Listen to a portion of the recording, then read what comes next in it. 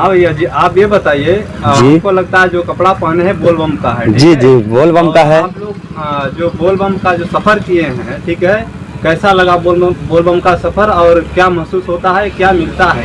जरा देखिए, हमारे दर्शकों को कहीं न कहीं बताया जाता है कि हिंदू धर्म में, समझ रहे हैं, हिंदू धर्म में कहीं न कहीं जो सावन का महीना आता है तो सब कहीं न कहीं बोलबम जाते हैं। बोलबम मतलब भोले बाबा का दर्शन करने के लिए सबकी कहीं न कहीं चाहना या मन्नत होती है भोले बाबा के दर्शन करने के लिए।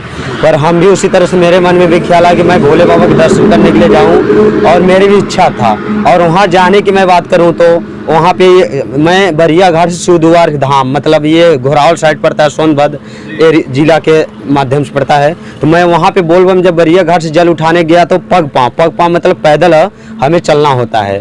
तो हम लोग जल भर के पग पाँव पैदल जाते हैं बोलबम। और वहाँ जाने से हमें ये कहीं न कहीं जैसे माता पिता का आशीर्वाद होता है, उसी तरह से भगवान भी माता पिता के अनुसार ही मैं उनसे उनका जो है पूजा और दर्शन करने के लिए मैं बोलबम गया। और तो कितने दिन मतलब लगा था आपको? बोलबम से हमें 3 दिन लगा था, 2 से 3 दिन मैक्सिमम टाइम लगता है। तो हमारे बीच में समाज सुधारक भी बैठे हैं, संदीप जी। मैं इनसे भी बात करना चाहूँगा कि जो मतलब देखते हैं बहुत सारे लोग कांवर लेकर जाते हैं बोलबम जी, क्या मतलब लाभ होता है समाज को, मैं ये जानना चाहूँगा।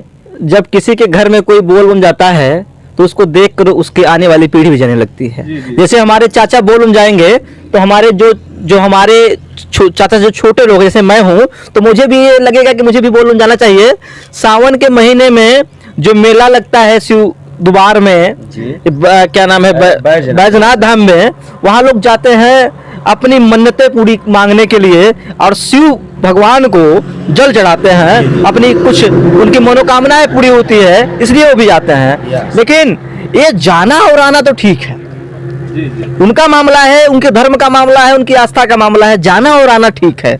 लेकिन मैं ये पूछना चाहता हूँ आप सभी साथियों से, आपके दर्शकों से और इन भाइयों से भी पूछना चाहता हूँ कि जब सड़क के किनारे ट्रक चढ़ जाती है टेम्पू पर बोलबम कांवरियों के ऊपर, तब आपकी आस्था पे चोट क्यों नहीं पहुंचती?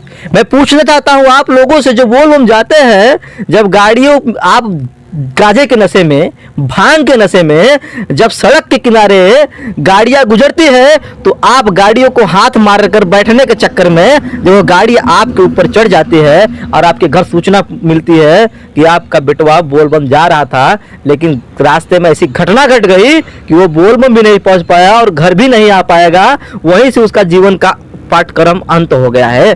तो मैं 18 साल से 45 साल के जो बच्चे इन चीजों में शिकार हो रहे हैं, गांजे, अफीम, चरस, तमाम प्रकार के जो नशीली पदार्थ हैं, इसका सेवन करके ये दर्शन करने जाते हैं, ये बहुत ही गलत है और बहुत गलत तरीका है। क्योंकि आने वाले जो पीढ़ियां थी पिछली में, उन्होंने गांजे का सेवन करके, दारू का सेवन करके पद यात्रा किया है, तो आने वाली पीढ़ियां जो आज की जो युवा वर्ग है 18 से 45 की, ये भी वही कर रही है। तो मैं इस वीडियो के माध्यम से, आपके चैनल के माध्यम से एक बात कहूंगा कि नशे से दूर रहिए और अपनी शिक्षा, अपने रोजगार पे ध्यान दीजिए। न्याय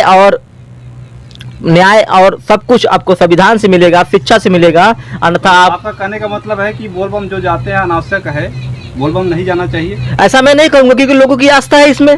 लेकिन मैं ये जरूर कहूंगा कि 18 से 45 साल के बच्चों को पढ़ना लिखना चाहिए, रोजी रोजगार का ध्यान देना चाहिए, और नहीं तो 45 साल के बाद क्या हालत होती है, अपने पिता को कौन लड़का लात मार देता है नौकरी पैसा ना होने के कारण, तो स्थिति आपके उत्पन्न ना हो पाए। इसलिए सबसे जरूरी आपका राष्ट्र है, आपके राष्ट्र में आपका योगदान, आपका विकास है। धर्म तो बाद में आता है ना, धर्म तो बाद में आता है ना। इसलिए अपना जीवन पहले सीधा करिए, अपना जीवन का सिद्धांत सीधा करिए, उसके बाद आप जहाँ जाना है जाइए।